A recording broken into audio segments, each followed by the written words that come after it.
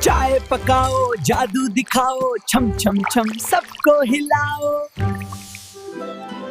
डम डम डम डम डम डम बजे ढोल, जिन निकला हंस हंस बोल, चाय पिलाओ मुस्ला बताओ।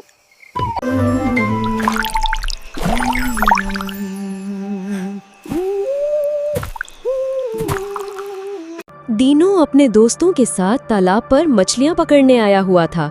आज का दिन वाकई हसीन था। सूरज की किरणें पानी पर जगमगा रही थीं और हवा में ठंडक सी थी। दीनू के खास दोस्त लीना भी साथ आई थी। सब दोस्त जाल डालकर खुशी खुशी मछलियां पकड़ने लगे। कुछ दोस्तों ने तो काफी मछलियां इकट्ठी कर ली थी, बाकी इंतजार में बैठे थे। दीनू भी एक जाल डालकर बैठा हुआ था कि अचानक उसकी नजर तालाब के किनारे पानी में पड़ी एक पुरानी बोतल पर गई। बोतल के ऊपर मिट्टी जमी हुई थी और अंदर कोई पुराना सा कागज नजर आ रहा था। दीनू ने बोतल उठाई ही थी कि लीना भी करीब आ गई। लीना हैरान होकर, ये क्या है? ये तो बहुत पुरानी लग रही है। दीनू ने एहतियात से बोतल का ढक्कन खोला। अचानक बोतल से धुआं निकला और उसमें से एक नन्हा सा जिन बाहर निकला।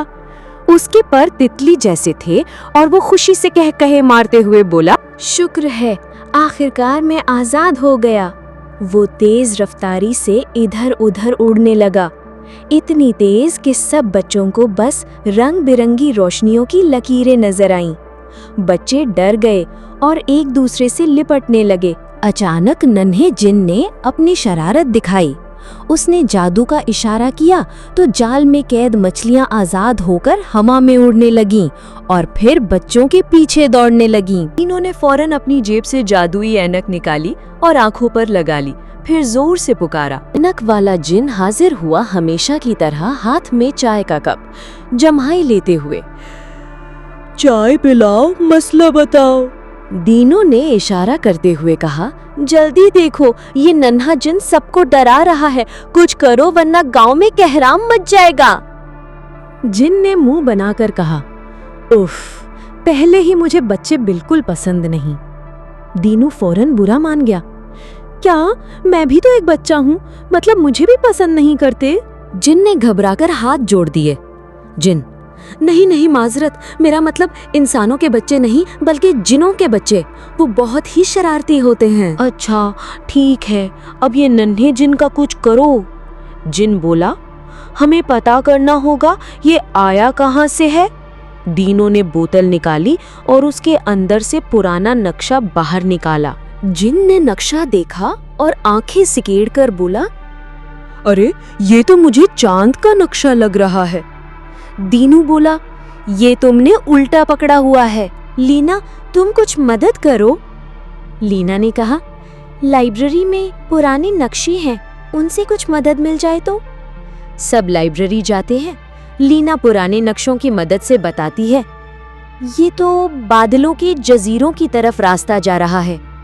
जिन अब कुछ कुछ याद आ रहा है। जिन बोला, मैंने तो पहले ही कहा था चांद का नक्शा है, शायद नन्हा जिन चांद से नीचे गिर गया हो। इसी दौरान नन्हा जिन अचानक छत से उल्टा लटक कर हंसता है और सब पर कागज फेंकने लगता है। पकड़ सको तो पकड़ लो, मैं किसी के काबू में नहीं आता। जिन गुस्से में बोला, बस अब बहुत हुआ, अब इसका घर जाने का वक्त है। जिन उड़ने वाली कालीन निकालता है। दीनू और लीना उस पर बैठकर उस नक्शे की मदद से आसमान की तरफ सफर शुरू करते हैं। बादलों पर काफी दूर सफर करने के बाद उन्हें बादलों के बहुत ऊपर एक बादलों से बना घर नजर आया। वो उस घर के सामने जाकर दरवाजा खटखटाते हैं तो एक खूबसूरत परी दरवाजा खोलती है। जीनू ने परी को सलाम किया जैसे वो एक दूसरे को जानते हों। परी ने सबको अंदर आने का कहा। जब दीनू और लीना अंदर गए तो हैरान रह गए, हर तरफ छोटे छोटे जिन के बच्चे थे। जीनू ने कहा, आज तो बचपन की याद ताजा हो गई। दीनू ने हैरत से पूछा, ये कौन सी जगह है? परी बोली, ये जिनों के छोटे बच्चों का मॉन्टेसरी स्कूल है, यहाँ बच्चों को जादू सिखाया जाता है। फिर दीनू ने सारी कहानी परी को बताई। परी ने कहा, वो बहुत शरारती है, इसीलिए हमने उसे सजा के तौर पर बोतल में बंद कर दिया था। लेकिन शदीद बारिश में वो बोतल तालाब में गिर गई।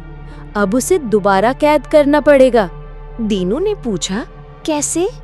परी ने उसे एक शीशी दी और कहा, नन्हे जिन को रसगुल्ले बहुत पसंद है, ये पानी उन रसगुल्लों में डालकर उसे खिला दो, वो सो जाएगा, फिर उसे बोतल में कैद कर लेना। दीनू और लीना ने वो छोटी सी शीशी संभाल ली। अंदर नीला सा जादुई पानी चमक रहा था। सब कालीन पर वापस बैठ गए। सफर दोबारा शुरू हुआ। बादलों के ऊपर से गुजरते हुए काफी देर के बाद जब वो वापस गांव पहुंचे तो देखा कि नन्हा जिन पूरे गांव को सर पर उठाए बैठा है। मुर्गियां हवा में उड़ रही थीं, पानी के घड़े खुद चलकर एक दूसरे से टकरा रहे थे। दीनू, बस अब शरारत खत्म करो। नन्हा जिन जोर जोर से हंसा और एक दरख्त की टहनी पर जा बैठा। नन्हा जिन, पकड़ सकते हो तो पकड़ लो। जिन ने आहिस्ता से दीनू को कान में कहा। जिन, रसगुल्ले निकालो, आज ये छोटा हमारे काबू में आएगा। दीनू ने जल्दी से कपड़े की छोटी थैली खोली जिसमें रसगुल्ले रखे थे। जादुई पानी आहिस्ता आहिस्ता उनमें जज्ब हो गया। खुशबू फैलते ही नन्हे जिन की आंखें चमक उठीं। इतने शौक से खाने लगा कि पलक झपकते ही सारी प्लेट साफ कर गया।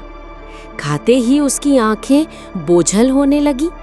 नन्हा जिन जमीन पर गिरकर जोर जोर से जम्हाइयां लेने लगा और आखिरकार सो गया।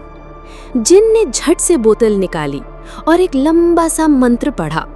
नन्हा जिन दूध के धुएं की तरह सिकुड़कर बोतल में कैद हो गया। अब नन्हे जिन के स्कूल जाने का वक्त है। हर तरफ सुकून छा गया। जिन आसमान की तरफ गायब हो गया। दीनू और लीना वापस घर जा रहे होते हैं कि अचानक एक अंडा दीनू के सर पर आकर लगता है। दोनों ऊपर देखते हैं। मुर्गियां अभी भी उड़ रही होती हैं। लीना हंसते हुए कहती है, अब तो हमें अंडे कैच करने पड़ेंगे।